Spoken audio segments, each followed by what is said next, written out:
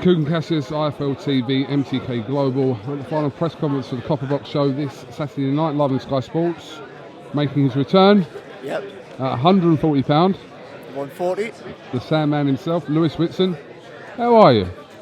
Cookie Bear, I'm good. How are you? Cookie Bear. You've been out in America. Yes. Talk to me a little bit about that. Teammate Tommy Ward was fighting over there, which he won. So we went over there and done 14 days training, a couple of good sparring sessions, and that was about as good as it gets, really.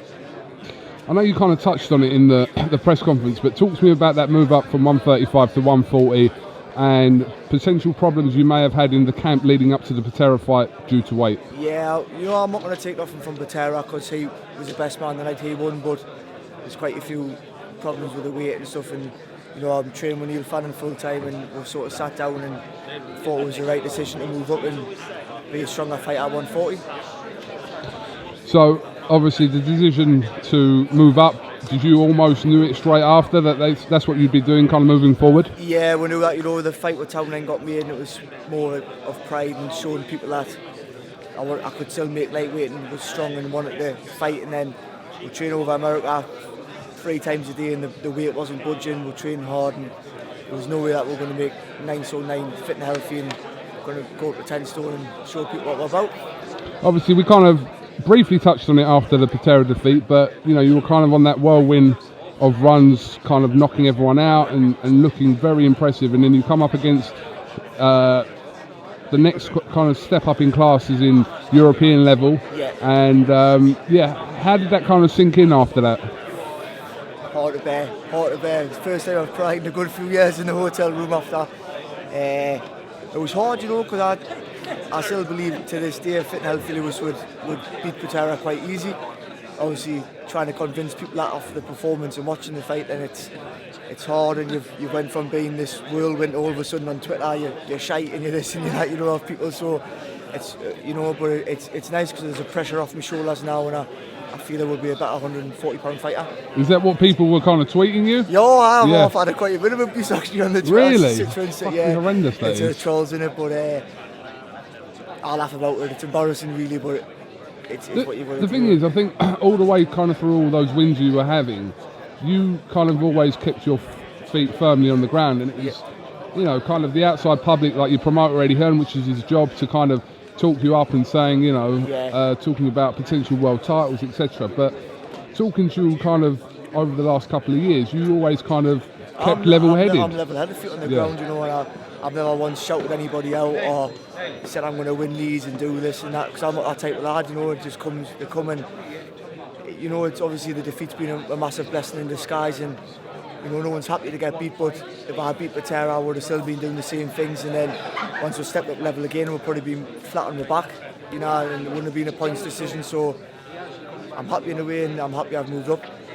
What were the conversations you had with kind of Eddie Hearn after that defeat, and kind of between then and now? Eddie used to message me quite a lot, but he doesn't now, because we're docile as Tyson Fury would say. We're going to message off Eddie straight away saying I think you should move to 140, and at first I was no, we'll stay at lightweight, we'll try and prove that we can still do it, and I hate to say it, but Eddie was right again. Do you know what I mean? So he suggested that to you straight after. Away, actually, do you know what? I was in the dressing room after that fight. Did he say it to you in the dressing room? Yeah, he did. Yeah, he did. I think I remember that. I don't know if it's on camera, but I think he did say that. I had to you. a few messages off him saying move to 140, and realistically, I was hoping that Eddie was going to give with a Patera rematch. Waiting for the fight, hoping it was in it. When it wasn't, it was a bit. I'm not making lightweight for anything else unless it was the Patera rematch, and we didn't get off of that, and we moved up. So 2019, kind of, you didn't have a bad 2018. No. Let's have it right. I mean, look, you got beat to Patera, but your year in general was very good. Yeah. So let's not forget that. But 2019, you feel like this is kind of now with the new weight and kind of trying to put that defeat behind you, that this is a new chapter for you. Yeah, definitely new chapter.